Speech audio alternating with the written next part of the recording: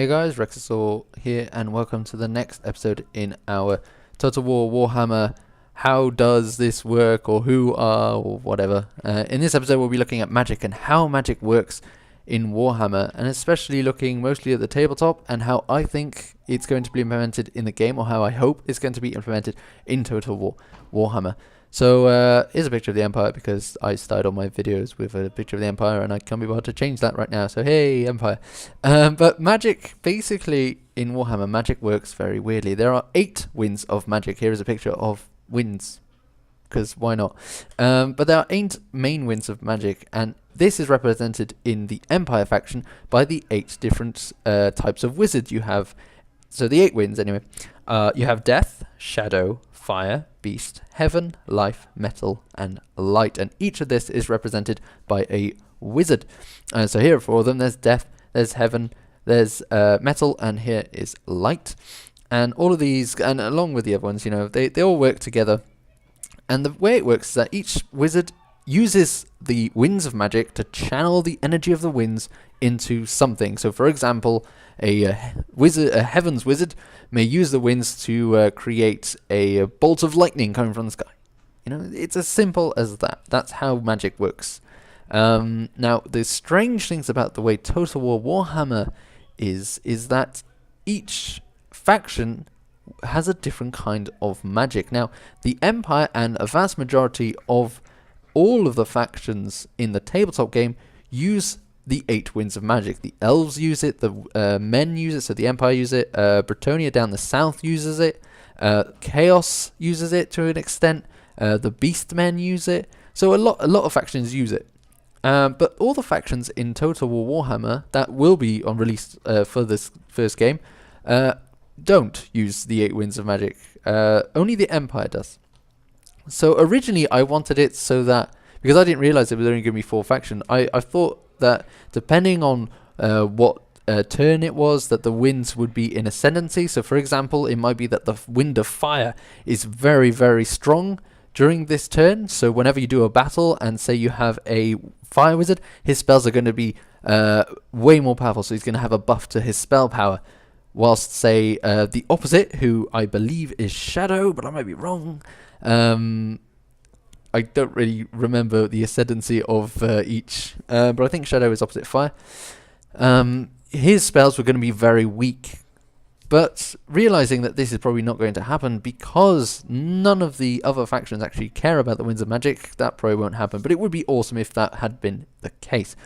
So that's how the Empire magic works. They have winds, and they use these winds to manipulate their energies into power. Dwarves use runes. I've said this a little bit. I've sort of gone a bit into the magic in each of the faction videos. Dwarves use runes. So basically they've carved out runes onto stones, and the way they do it is that they cast a rune. So there's a picture of an anvil with a dwarf slamming in it, and that is a rune master or rune priest slamming down a rune on the anvil, and that basically summons it, forms it, and during battle they use these runes, they speak them out, and then the rune itself breaks, so you can't use them again.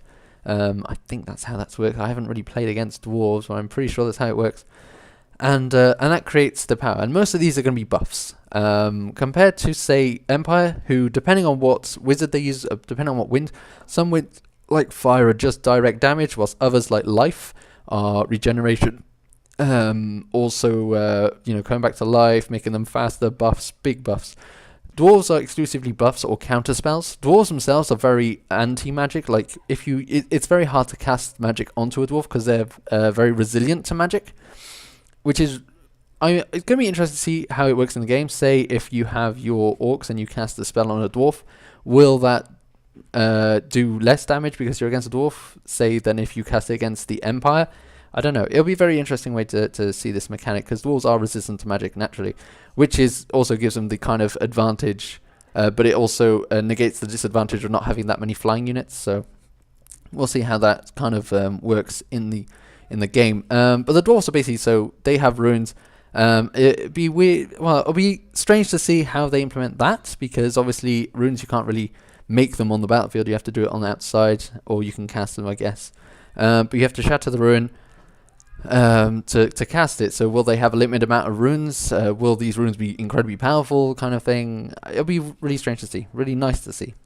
Orcs and goblins. During the faction video, I already told you about the spells of the big and little wargs, so spells for the orcs and the goblins, and how the spells would increase in power depending on how many units were in combat around the wizard. So that's going to be really interesting. I really want to see that happen, because it basically, in the idea of it is that orcs and goblin shaman don't really stay at the back of the battlefield. They kind of do, but they don't like stay right at the back in the corners, casting spells from really far away. They have to be sort of near the combat, near the action, to get the full benefit of their spells becoming more and more powerful.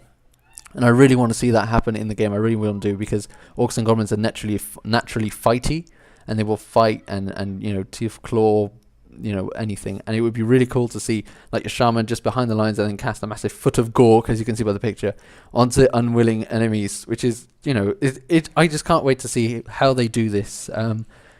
I think the orcs and goblin magic are going to be easier to implement than, well, I don't know. It depends how they do it. If they do it just like, yeah, this person has this kind of magic, this person has this kind of magic, then that's fine by me, as long as they make it look amazing and that they have realistic, well, I'll say lore realistic kind of attacks. So say a fire wizard casting a fireball is not going to kill a lot of people, but if he does like a fire blast, then he is, kind of thing.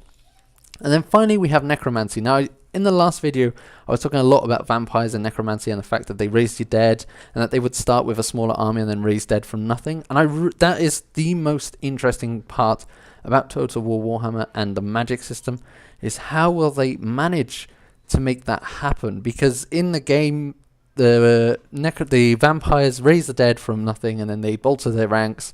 Halfway through the battle, sure, they might, you know, summon an army of like a unit of 20 zombies out of nothing to bolster their ranks, but they're weak units, so it doesn't really matter. And it'll be interesting to see how that is implemented in the game, because it kind of is the backbone of the vampire army, because they're very easy to break, but there's so many of them and they keep regenerating because of the vampires that you have to take out the vampires first.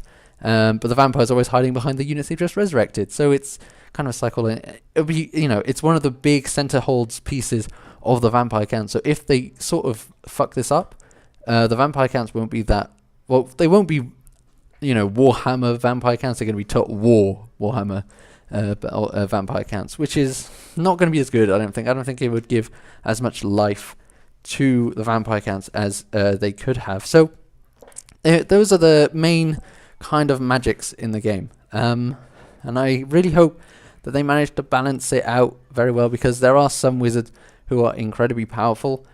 Say if you have a fire wizard is really offensive, so he's going to deal a lot of damage compared to, say, a life wizard who's there just to make your unit slightly buffy. But if you have like a whole army full of peasants, your light wizard isn't going to make peasants like superhuman strength kind of thing. He's just going to make them slightly better than peasants.